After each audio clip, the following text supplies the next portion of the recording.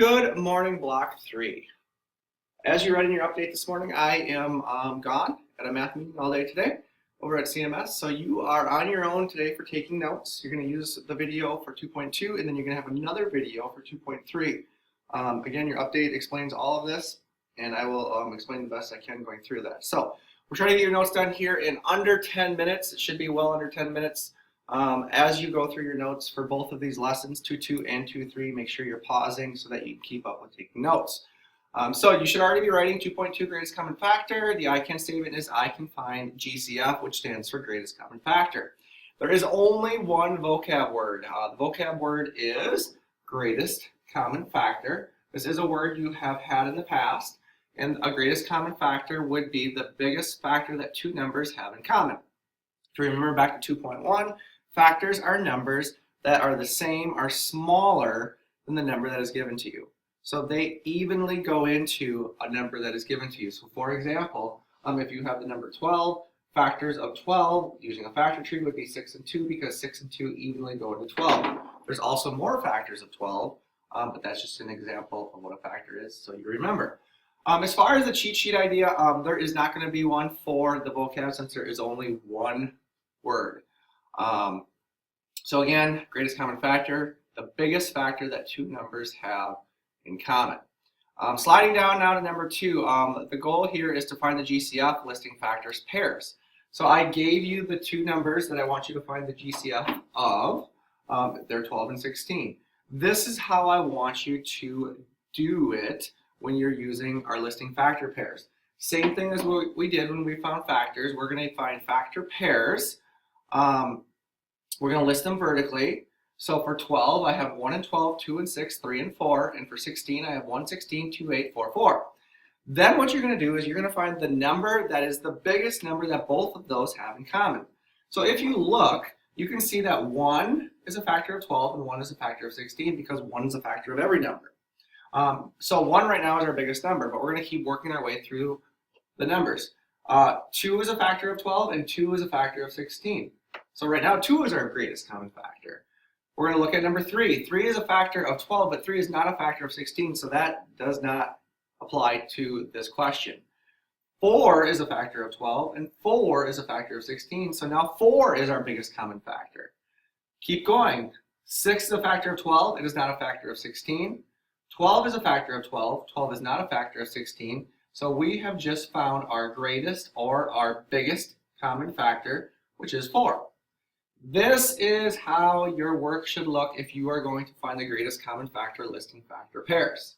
So I'll give you one more really quick example. So we have 36 and we have 81. So I am going to list 36 and I'm going to list 81, draw my little arrow here, and all of the factor pairs for 36 include 1 and 36, 2 and 18, 3 and 12, 4 and 9, 6 and 6, and there's my crossover for 6, 6, so I know that I'm done with 36. 81, 1 and 81, 3 and 27, 4, 5, 6, 7, 8, 9, and 9. Those are all of my factors for 81. Now, as I did earlier with the previous question, our letter A, we're going to run through the numbers.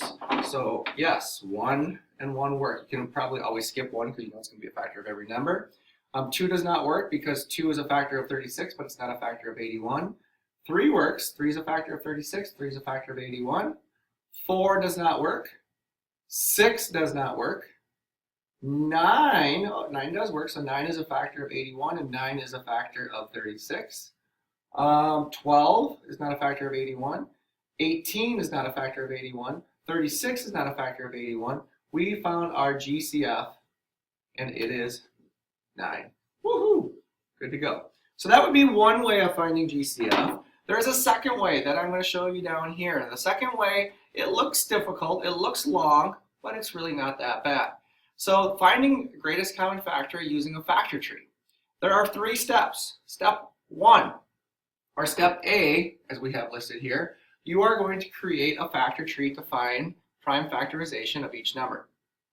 Okay, so you know how to do that. You've done that. Step 2, identify all common prime numbers after you created your factor tree. Step 3, multiply all common prime numbers. So again, seems long, seems like a lot of work, but let's see what it really looks like in action with number 4. So I have 20, I have 30. And by the way, I forgot to tell you this. I'm going to go back up here for a second. I drew a line here. I stopped the video and I asked you for your cheat sheet idea. You should have written that in the answer blank for your video, and you also should have written it in your notes. So you are all coming up with your own cheat sheet idea in your notes, and also you're going to type it into the answer form on the video.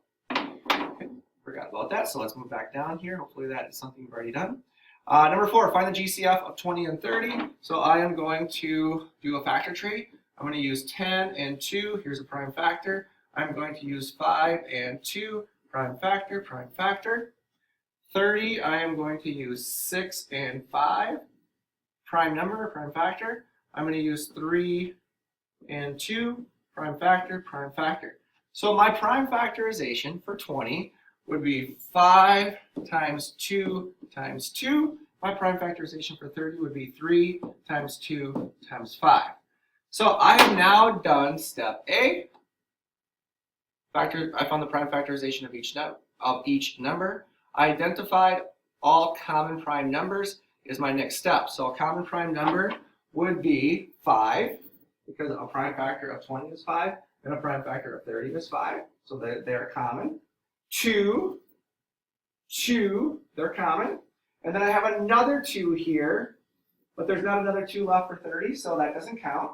I'm going to go back over to the 30 column, so I'm going to cross 2 off. I have 3 left over, and there's not a prime factor of 3, so I'm going to cross that off. And now I found my common prime factors, 5 and 2. Then step C, if I go back up, says multiply all common prime numbers.